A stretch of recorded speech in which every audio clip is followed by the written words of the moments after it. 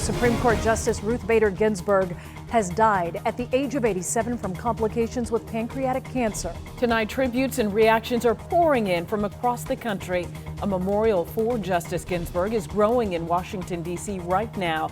This is a live look at the Supreme Court building tonight, where people have been placing candles and flowers on the front steps. Justice Ginsburg was the second female justice to serve on the high court. As a justice, she consistently voted in favor of abortion access and civil rights. She had survived multiple bouts with cancer and never missed time in court before the age of 85. President Trump had this reaction after hearing the news after a rally in Minnesota.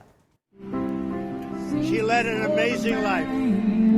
What else can you say? She was an amazing woman. Whether you agreed or not, she was an amazing woman who led an amazing life. I'm actually sad to hear that. I am sad to hear that. Thank you. Democratic presidential nominee Joe Biden also mourning the loss. He says right now we should focus on Ginsburg's legacy. But when asked about who should pick the next nominee, this was his response.